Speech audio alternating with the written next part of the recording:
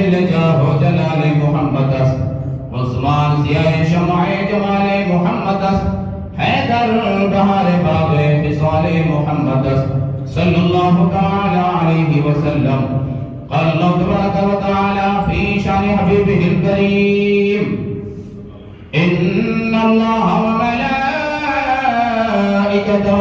يصلون على النبي يا أيها الذين آمنوا صلوا عليه وسلموا تسليما اللهم صل على سيدنا ومولانا محمد وعلى آل سيدنا مولانا محمد وبارك وسلم صلوا عليه صلاة وسلام عليك يا سيدي يا رسول الله الصلاة والسلام عليك يا رسول الله الصلاة والسلام عليك يا حبيب الله الصلاة والسلام عليك يا خاتم النبيين حضرات محترم سامعین عزیز وقار حاضرین مسجد السلام علیکم ورحمۃ اللہ تعالی وبرکاتہ۔ الحمدللہ آپ تمام حضرات نے شعبان شریف کی 15ویں شب جس کو شب برات کے نام سے جانا جاتا ہے، اللہ اس کے رسول کے فضل و کرم سے عبادت کے ذریعے سے اس رات کو زندہ فرمایا ہے، اور پوری امت مسلمہ نے اس گزشتہ رات کو جو ہے ایک اللہ تبارک و تعالیٰ کے انعام اور اس کے تحفے کے طور پر اس کو قبول کیا ہے۔ اور یہ شعبان شریف کا پورا ہی مہینہ، تھوڑا اس کے بارے میں آپ حضرات کو بتا دوں کہ شعبان شریف کا مہینہ وہ مہینہ کہ جس کے لیے میرا مولا صلی اللہ تعالیٰ علیہ وسلم نے ارشاد فرمایا حدیث شریف کے اندر کہ شعبان الشہری ورمضان شہر اللہ، آقا فرماتے ہیں میرے غلاموں شعبان شریف کا مہینہ مصطفیٰ کا مہینہ اور رمضان کا مہینہ رب کا مہینہ۔ تو جو حضور کا مہینہ وہ رب کا مہینہ، جو رب کا مہینہ وہ حضور کا مہینہ، یہ مطلب ہے۔ تو حضور نے اپنا مبارک مہینہ اس کو فرمایا شعبان شریف کو، تو کچھ خاص بات تو ضرور ہے، اس کا کچھ مقام، اس کا کچھ الگ لیول تو ضرور ہے اور مہینوں کے مقابلے میں۔ اسی وجہ سے حضرت سیدتنا عائشہ صدیقہ رضی اللہ تعالیٰ عنہ ارشاد فرماتی میں نے حضور کو زندگی میں جتنی مرتبہ بھی دیکھا، جتنی بھی وقت میں نے حضور کے ساتھ گزارا، رمضان شریف کے علاوہ جس مہینے میں حضور سب سے زیادہ روزہ رکھا کرتے تھے وہ شعبان شریف کا مہینہ تھا۔ وہ یہی شعبان کا مہینہ جو چل رہا ہے، رمضان شریف کے پہلا مہینہ، یہ اللہ کی رحمت، اس کی برکت، اس کے انعامات، اس کے فضل اور اس کے احسان کے مانگنے کا مہینہ ہے۔ اور خاص طور سے گزشتہ شب، یہ تو پوری کی پوری رات اللہ تبارک و تعالیٰ کی رحمت کی برساتوں والی رات ہے۔ اس لیے شاعر نے اعلان ربی کا یوں ترجمہ کیا کہ رب فرماتا ہے ہم تو مائل بکرم ہیں کوئی سائل ہی نہیں، رب فرماتا ہے ہم تو مائل بکرم ہیں کوئی سائل ہی نہیں، بھیک دے جسے کوئی مانگنے والا ہی نہیں۔ رب فرماتا ہے ہم سے مانگنے والا چاہیے کوئی، ہم سے لو لگانے والا چاہیے کوئی، ہمارے دربار میں کوئی عاجزی اور آہوزاری کرنے والا چاہیے کوئی، وہ جیسے ادھر ہمارے دربار میں لو لگاتا ہے ہم اس کی من کی مراد پوری فرما دیتے ہیں۔ اور بلکہ اعلیٰ حضرت نے یہ ارشاد فرمایا واللہ وہ سن لیں گے فریاد کو پہنچیں گے، واللہ وہ سن لیں گے فریاد کو پہنچیں گے، اتنا بھی تو ہو کوئی کہ جو آہ کرے دل سے، بندے کے دل سے آہ بھی تو نکلنی چاہیے رب کے دربار میں۔ حضور کے دربار میں بندہ جو ہے سچی تڑپ کے ساتھ لو لگائے تو ایسا نہیں کہ وہاں فریادیں نہیں سنی جاتی، بلکہ ادھر تڑپ نکلے گی دل سے ادھر قبول کرنی چاہے گی۔ یہ رب کا دربار ہے۔ بہرحال یہ گزشتہ شب جو گزری اس کے اندر بڑے خوش نصیب حضرات ہیں کہ جنہوں نے واقعی اللہ اور اس کے رسول کے فرمان کے مطابق اس کو گزارا ہے۔ اور آج کا جو دن ہے ویسے بھی دو باتیں ہیں، ایک تو جمعے کا دن، یہی سب سے بڑی فضیلت، دوسری یہ کہ یہ شب برات کے والا دن ہے جس کے لیے میرا مولا نے ارشاد فرمایا حدیث شریف کے اندر۔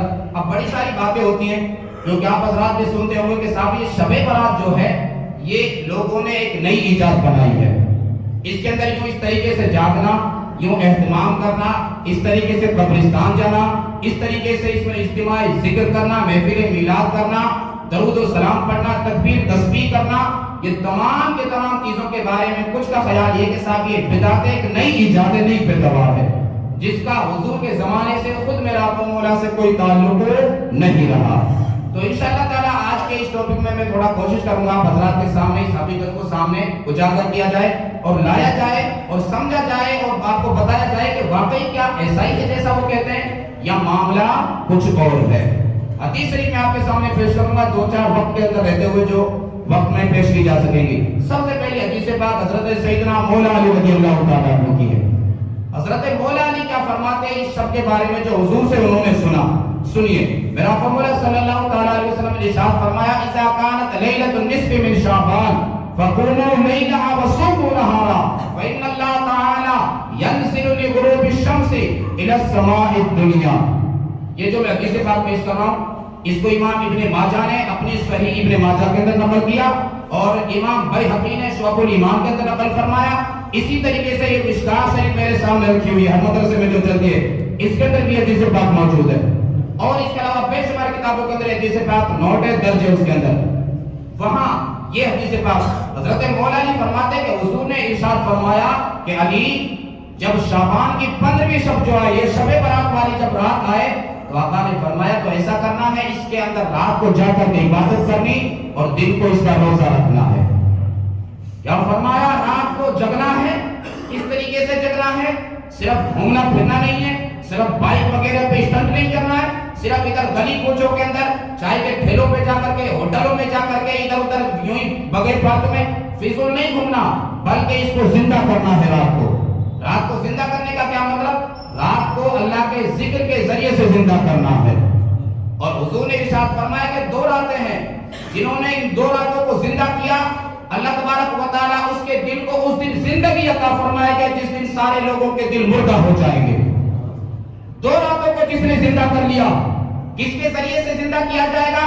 رات ایک اللہ کی ایسی مخلوق ہے کہ جو نظر نہیں آتی، لیکن اللہ نے فرمایا ہاں اس کی بھی زندگی ایک ہے، وہ ہے ہمارا ذکر کیا جائے تو ہمارے ذکر کے ذریعے سے اس رات اور دن کے اندر کیا ہے؟ زندگی عطا کر دی جاتی ہے۔ حضور نے فرمایا 2 راتوں کو جو کوئی بندہ اپنی زندگی میں زندہ کرے گا، اللہ تبارک و تعالیٰ اس کے دل کو اس دن زندگی عطا فرمائے گا جس دن سارے لوگوں کے دل مردہ ہو جائیں گے۔ یا رسول اللہ وہ کون سی 2 شب ہیں، وہ کون سی 2 راتیں ہیں جو اگر ان کو زندہ کیا جائے تو دل کو زندگی عطا فرما دی جاتی ہے؟ آقا نے ارشاد فرمایا وہ عید الفطر اور عید الاضحیٰ کی رات ہے۔ ان 2 راتوں کو جو بندہ زندہ کرے گا، یعنی کہ رات کو جگ کر کے ذکر کرے گا، تکبیر پڑھے گا، تسبیح بیان کرے گا، صلاۃ و سلام پڑھے گا، درود شریف پڑھے گا، جو بھی طریقہ عبادت کا اس سے مناسب ہو سکے گا وہ کرے گا، آقا فرماتے ہیں اللہ تعالیٰ بدلے میں اس کے دل کو زندگی عطا فرما دے گا۔ تو یہ مطلب رات کو زندہ کرنے کا۔ اب آئیے حضور نے فرمایا علی جب 15ویں شب کی جو یہ رات آئے شعبان شریف کی تو اس کو رات کو جگنا ہے، اس کو زندہ کرنا ہے، عبادت کرنی ہے اور صبح کو اس کو روزہ رکھنا ہے۔ اب آگے حضور نے فرمایا اس وجہ سے کرنے ہیں یہ کام، حضور نے کارن بیان فرمایا اس لیے کہ علی یہ شب ایسی برکت والی شب ہے کہ جب اس کا جیسے ہی سورج ڈوب رہا ہوتا ہے، ادھر مغرب کا وقت شروع ہو رہا ہوتا ہے تو اللہ تبارک و تعالی خاص آسمان دنیا پر اپنی تجلی فرماتا ہے، اپنی خاص تجلی پہلے آسمان پر جو دنیا والا آسمان ہے اس پر اللہ تبارک و تعالی اپنی خاص تجلی فرماتا ہے۔ حدیث شریف کے اندر آتا ہے کہ اللہ تعالیٰ نزول فرماتا ہے، یعنی کہ اللہ تبارک و تعالیٰ کی خاص رحمت، اس کا خاص تحفہ، اس کی خاص عنایتیں آسمان دنیا سے بندوں کے اوپر برسائی جا رہی ہوتی ہیں۔ آگے آقا نے ارشاد فرمایا پھر جب اللہ کی یہ تجلی پہلے آسمان پر آتی ہے دنیا والوں کے لیے اس خاص نائٹ کے اندر تو اب اعلان ہوتا ہے فَيَقُولُ أَلَا مِن مُسْتَغْفِرٍ فَأَغْفِرُ لَهُ أَلَا مِن مُسْتَرْزِقٍ فَأَرْزُقُ لَهُ أَلَا مِن مُبْتَلٍ فَأَوْعَافِيهِ فِيهِ أَلَا كَذَا وَكَذَا حَتَّى يَطْلُعَ الْفَجْرُ۔ یہ مکمل حدیث پاک۔ آقا نے ارشاد فرمایا علی جب اللہ تعالیٰ کی رحمت پہلے آسمان پر لوگوں کی طرف توجہ فرماتی ہے تو رب اعلان فرماتا ہے کوئی ہم سے آج کی رات اپنی بخشش چاہنے والا ہے، کوئی اپنی مغفرت کا طلبگار؟ آج اگر وہ ہم سے بخشش مانگے، مغفرت مانگے، رب فرماتا ہے آج اس کو بخش دیا جائے گا، اس کی مغفرت بھی کر دی جائے گی۔ رب فرماتا ہے بخش دیا جائے گا، اس کی مغفرت کر دی جائے گی۔ آگے وہ فرماتا ہے کوئی روزی کا طلبگار ہے، کوئی رزق روٹی کا مانگنے والا، سچے دل سے ہمارے دربار میں طلب رکھنے والا، جو روزگار سے پریشان ہو، زمانے کے حوادثات سے پریشان ہو، روزگار کے اندر رکاوٹ سے پریشان ہو، رب فرماتا ہے آج کی رات مانگ لے تجھے عطا کر دیا جائے گا، آج کی رات میں تجھے عطا کر دیا جائے گا۔ آگے رب فرماتا ہے الا من مبتلٍ فَأُعَافِيهِ، ہے کوئی مصیبت سے چھٹکارا چاہنے والا، ہے کوئی اپنی پریشانی اور تکلیف سے چھٹکارا چاہنے والا، ہے کوئی اپنی بیماری سے نجات پانے والا؟ رب فرماتا ہے آج ہم سے جو کوئی اپنی پریشانی کی دعا کرے گا، اپنی مصیبت کا چھٹکارے کے لیے دعا کرے گا، اپنی لا علاج بیماری کے واسطے ہم سے شفا مانگے گا، رب اعلان فرما رہا ہے کہ آج کی رات اس کی یہ ساری مرادیں پوری فرما دی جائیں گی۔ آج کی رات بیماری ختم کر دی جائے گی، مصیبت دور کر دی جائیں گی، تکلیفیں ہٹا دی جائیں گی۔ رب نے فرمایا یہ اعلان ہوتا رہتا ہے رب کی طرف سے، بار بار ریپیٹڈ یہ اعلان ہوتے رہتے ہیں۔ پھر آگے حضور نے ارشاد فرمایا اس کے علاوہ اور جو بندوں کی مرادیں جو چاہتیں ہوتی ہیں، اللہ تعالیٰ ایک ایک بندے کی دلی چاہت کا نام لے کر کے اعلان فرماتا ہے کوئی یہ مانگنے والا، ہے کوئی ہم سے یہ چاہنے والا، ہے کوئی اس چیز کا طلبگار؟ رب فرماتا ہے آپ تمہاری مرضی جو مانگو تمہیں اس رات کے سجدے میں عطا کر دیا جائے گا۔ آج جھولیاں مراد کے بھر دی جائیں گی۔ آگے حضور نے ارشاد فرمایا یہ رب کا اعلان جو ہے نماز مغرب کے اسٹارٹ ہوتے وقت سے شروع ہوتا ہے، اور حضور نے ارشاد فرمایا حتی یطلع الفجر۔ یہ اعلان بار بار دہرایا جا رہا ہوتا ہے لوگوں کے لیے، لوگوں کی آسانی کے لیے، ان کی یادداشت کے لیے کہ اس گھڑی میں کوئی ہم سے مانگے، اس پہر میں کوئی آ کر کے مانگے، رات کے آخری وقت میں کوئی ہمیں یاد کر کے، رات کے شروع وقت میں کوئی ہمیں یاد کرے۔ حضور نے فرمایا اعلان چلتا رہتا ہے یہاں تک کہ فجر کی اذان ہو جاتی ہے۔ فجر کی اذان ہونے تک یہ اللہ تبارک و تعالیٰ کی طرف سے اعلانات جو ہے کنٹینیو چلتا رہتا ہے۔ تو اس حدیث پاک سے اتنا تو مسئلہ ثابت ہو گیا کہ عام راتوں کے مقابلے میں اس رات کو اللہ تبارک و تعالیٰ کی خاص رحمتیں بندوں کے لیے عطا کی جاتی ہیں۔ اتنا تو ثابت ہو گیا نا کم سے کم کہ اور راتوں کے لیے یہ اعلان نہیں، اور عام شبوں کے بارے میں حضور نے یہ فضیلتیں نہیں بیان فرمائی کہ رب تعالیٰ یہ اعلان فرماتا ہے یہ خاص اس رات کے اندر، اسی طریقے سے رمضان شریف کی خاص راتوں کے اندر، اسی طریقے سے اور عید الاضحیٰ عید الفطر کی رات جیسے میں نے بیان کیا، یہ ان چنندہ راتوں میں سے ہے، ان سلیکٹڈ راتوں میں سے ہے کہ جن کے اندر اللہ تبارک و تعالیٰ اپنی خاص تجلی بندوں کے لیے عطا فرما رہا ہوتا ہے۔ تو اس لیے یہ تو پتہ چلا کہ واقعی شب برات کا کچھ نہ کچھ اللہ اور اس کے رسول کے دربار میں مقام و مرتبہ تو ضرور ہے۔ تو اب اس کے اوپر جو یہ اعتراض کیا جائے کہ شب برات عام شبوں کی طرح ہے، عام اور نائٹوں کی طرح ہے، پوری سال کی جو راتیں ان کے جیسا اس کا معاملہ ہے، یہ سراسر جو حدیث پاک کا انکار ہے، سراسر حدیث پاک کا انکار، اس کو جھٹلانا ہے۔ یہ صرف ایک حدیث پاک، آگے سنیے اس سے بھی بڑی خوشخبری اور سنیے۔ اور جو ان گناہوں کے اندر لپت رہتے ہیں، جو اس رات بھی اللہ کی رحمت سے محروم رہتے ہیں، وہ بھی سبق حاصل کریں۔ میرا آقا نے ارشاد فرمایا کہ دوسری حدیث پاک حضرت سیدنا ابو موسیٰ اشعری رضی اللہ تعالیٰ عنہ حضور کے صحابی ہیں، یہ حدیث پاک امام ابن ماجہ نے اپنی صحیح ابن ماجہ کے اندر بیان فرمایا، اسی طریقے سے امام ابن شیبہ نے اپنی کتاب مصنف ابن ابی شیبہ میں بیان کیا، اور اسی طریقے سے علامہ عبد الرزاق بھترالوی رحمۃ اللہ تعالیٰ علیہ اپنی کتاب شب برات کو مٹانے کے ناپاک جسارت اس کے اندر بھی بیان کیا۔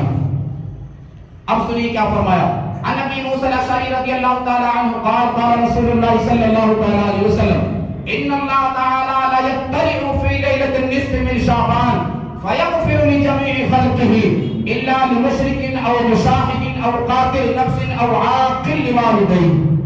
یہ حدیث پاک مکمل۔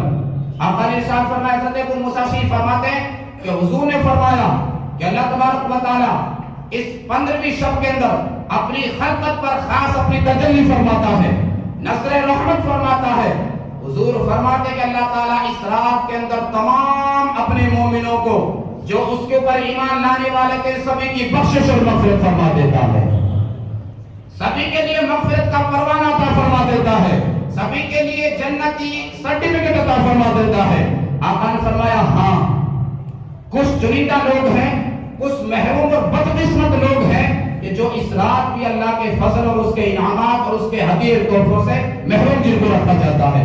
وہ کون ہیں سنیے گا، اور اللہ نہ کرے ہمیں سے کسی کے اندر ایک برائی ہو، اللہ نہ کرے ہو، اگر ہو بندہ اپنے گریبان کے اندر جھانکے اور آئندہ سے آج ہی سے اسی جمعہ کے وقت سے حضور کے اس فرمان کے سنتے ہی عہد کر لے کہ الہی آئندہ یہ گناہ اور یہ جرم نہیں کروں گا، یہ جرم نہیں کروں گا مالک و مولا۔ اگر تیرے انعام کو روکنے کی یہ ایک میرے بیچ میں دیوار بن رہا ہے، تیرے فضل و احسان کو حاصل کرنے کے لیے یہ گناہ اگر رکاوٹ بن رہا ہے، مالک و مولا میں اس کو چھوڑوں گا، تیرا فضل حاصل کروں گا، اس گناہ کو طلب کروں گا، تیرا انعام میں جو ہے حاصل کروں گا۔ سنیے کیا فرمایا حضور نے، हुजूर फरमाते कि तमाम बंदों की बख्शिश और मग़फ़िरत कर दी जाती है। हाँ, कुछ वो महरूम है, बदकिस्मत है कि जो इस रात भी अल्लाह की इस बख्शिश के परवाने से, अल्लाह की इस बख्शिश के ऐलान से महरूम रहते हैं। हुजूर ने उनमें गिनाया सबसे पहला मुशरिक और काफिर, क्योंकि ईमान के बगैर अल्लाह के किसी भी इनाम का बंदा हकदार नहीं हो सकता। रही दुनिया, तो ये दुनिया को अल्लाह के यहाँ हुजूर ने शाफर का हदीस शरीफ के अंदर, ये दुनिया को अल्लाह के यहाँ मच्छर के पर से भी ज्यादा जलील तरीन मखलूक है, तो इसकी तो रब के यहाँ कोई औकात ही नहीं। तो इसको तो रब का इनाम बिल्कुल मत समझा जाए कि साहब फिर उनके पास दुनिया क्यों, उनके पास दौलत क्यों, उनके पास प्रॉपर्टी जायदाद क्यों, उनके पास इस वक्त हुकूमत, सल्तनत, तख्त, ताकत, कुव्वत, शक्ति, पावर क्यों। तो ये सारी तमाम चीजें मिल मिला करके, पूरी कायनात में मिला करके अल्लाह के यहाँ एक मच्छर के पर की औकात नहीं रखते। तो अल्लाह के यहाँ इस तमाम की तो हैसियत ये जो मैंने आपको समझाई, तो इसको तो अल्लाह का इनाम बिल्कुल काउंट ना किया जाए, बिल्कुल भी अल्लाह का इनाम शुमार किया जाए कि ये तो फिर रब का इनाम है उनके लिए, बिल्कुल रब का इनाम नहीं। मच्छर के पर की मेरे आपके नजदीक कोई औकात है? बिल्कुल नहीं है। तो जैसे मेरे आपके यहाँ उसकी कोई वैल्यूएशन नहीं, तो इसी तरीके से अल्लाह के यहाँ इसकी कोई वैल्यू, कोई औकात नहीं, बल्कि रिजेक्टेड चीज है। और रिजेक्टेड चीज को बंदा जो है अपने से अलग थलग करके कोई आ जाता है, जा जाता है, उसके लिए अता कर देता है। तो रब ने ये इसलिए इनके लिए दी है, इसको बिल्कुल मत काउंट किया जाए। तो रब ने हुजूर ने इरशाद फरमाया, पहला वो बंदा जो अल्लाह की रहमत से इस रात महरूम रखा जाता है, काफिर और मुशरिक। क्लियर बात।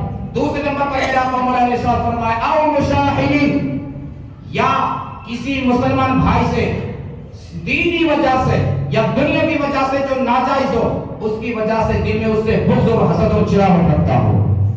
अगर सिर्फ कोई वजह नहीं, कोई ऐसा वैलिड कारण नहीं कि जिसको शरीयत मानती है कि हाँ साहब ये वैलिड है, ये बात जिसकी वजह से इससे इसको दुश्मनी है, इससे चिढ़ावट है, इससे इसे नफरत है, इससे इसे बुग़्ज़ है, अगर वैलिड शरीयत उसको मानती है, तो ये तो दुश्मनी रखना रब को नापसंद नहीं, बल्कि बहुत बड़ी अल्लाह के यहाँ इबादत मानी जाती है।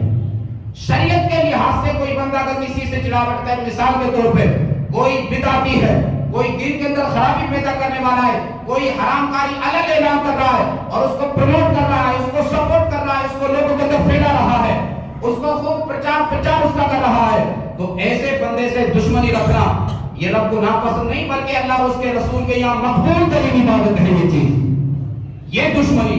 लेकिन यहाँ वो दुश्मनी जो रब पसंद नहीं फरमाता वो ये है कि सिर्फ एक आपसी जरा से मामला की वजह से उसके दिल में हसद पैदा हो जाए, दुश्मनी और चिढ़ावट पैदा हो जाए। आप फरमाते कि इस बंदे को भी इस रात अल्लाह की रहमतों से, उसके हदिया तोहफे और उसके बख्शिश और मग़फ़िरत के ऐलान से इस बंदे को महरूम रखा जाता है।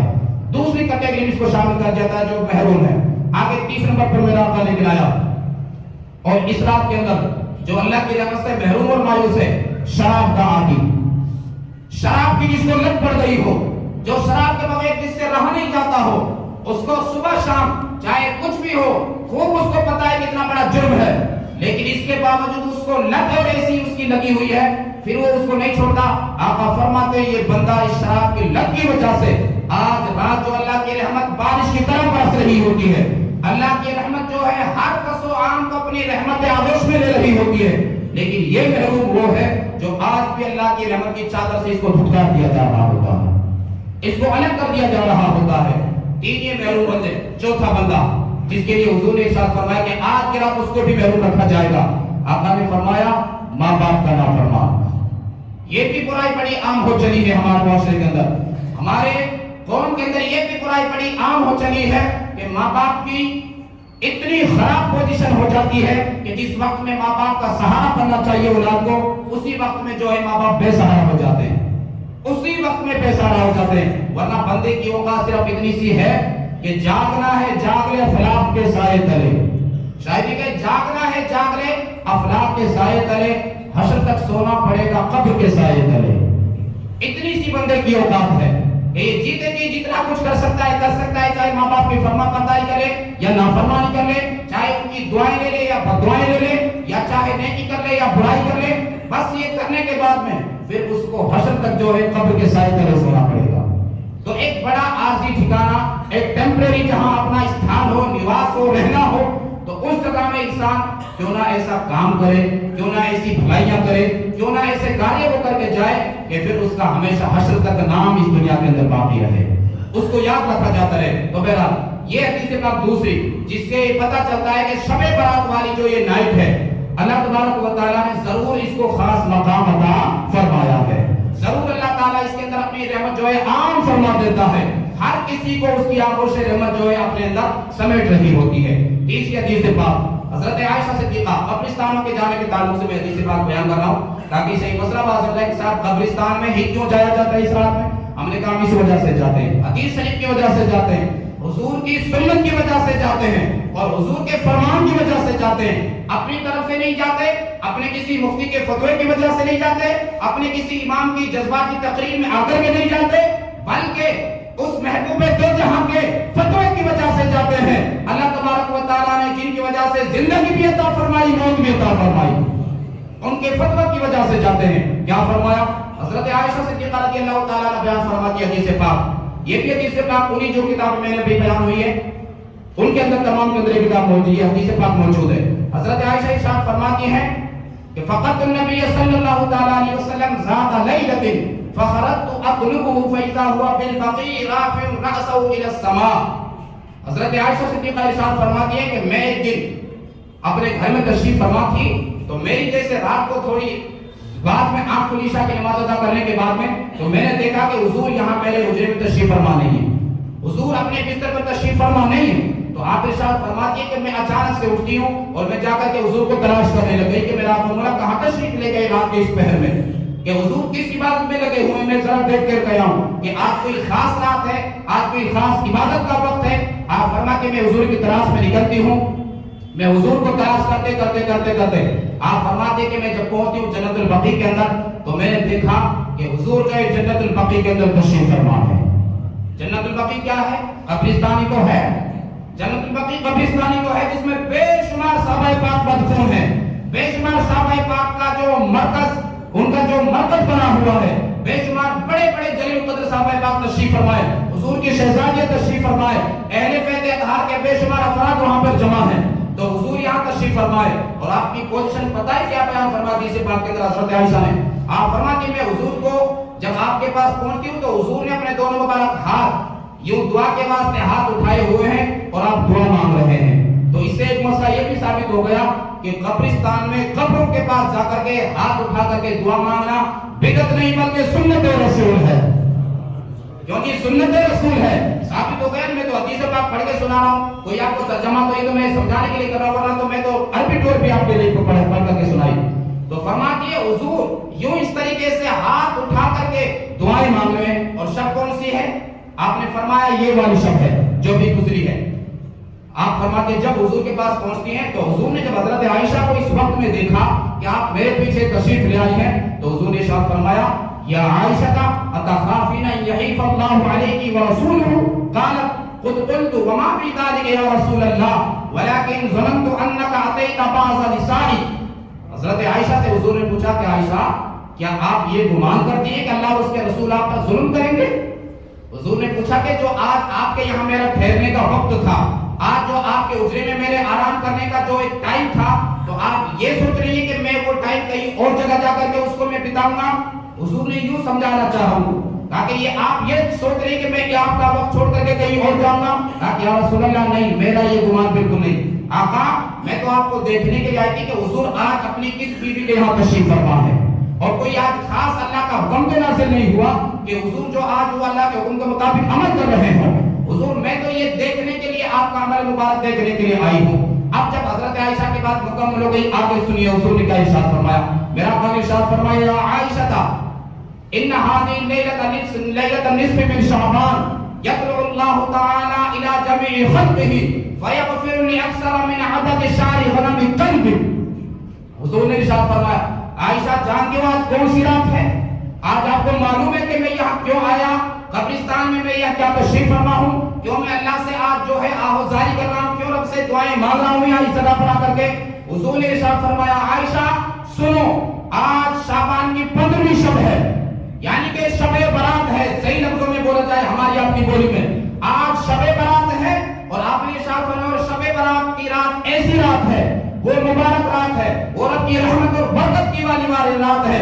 حضور نے فرمایا عائشہ اس اکیلی رات کے اندر اللہ تبارک و تعالی میری امت کے بنو قلب کے یہاں جتنی بھیڑ بکریاں ہیں ان کے بدن پر جتنے بال ہیں اللہ تبارک و تعالیٰ ان کی سنکھیا سے بھی زیادہ انگنت کو جنت میں مقام عطا فرماتا ہے.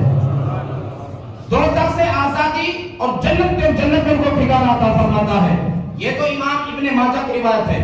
دوسری امام ابن رضی رضی اللہ تعالیٰ عنہ نے جو اس روایت کو بیان فرمایا اس میں دوسرے الفاظ ہیں, اس میں اس سے بھی آگے بڑھ کر کے خوشخبری ہے.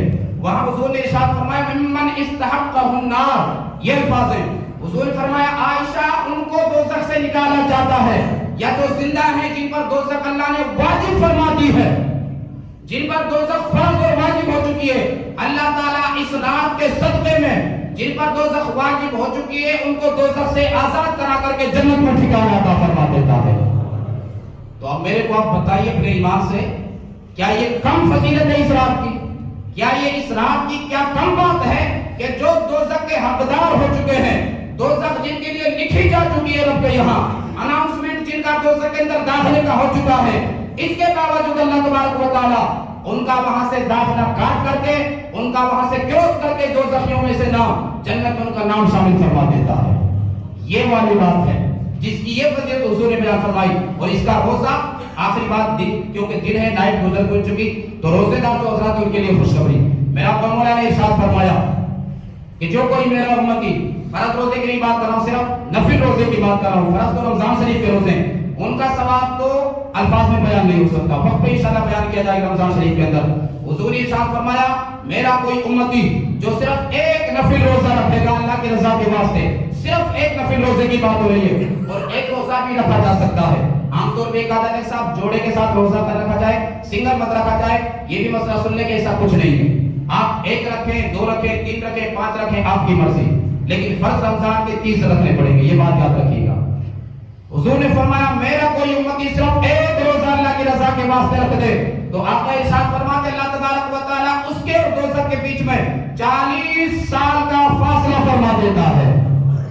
40 سال کا جتنا ایک گیپ ہوتا ہے کسی منزل کے بیچ میں, آقا فرماتے صرف ایک نفل روزے کے بدلے میں اللہ تعالیٰ اس قدر اس کے اور دوزخ کے بیچ میں فاصلہ فرما دیتا ہے. صحیح لفظوں میں میں آپ کو سمجھا دوں, یعنی کہ اللہ تبارک و تعالیٰ جنت میں مقام اس کو عطا فرما دیتا ہے. اللہ تبارک و تعالیٰ مجھے اور آپ کو عمل کرنے کی توفیق عطا فرمائے. آمین. وآخر دعوانا الحمدللہ رب العالمین.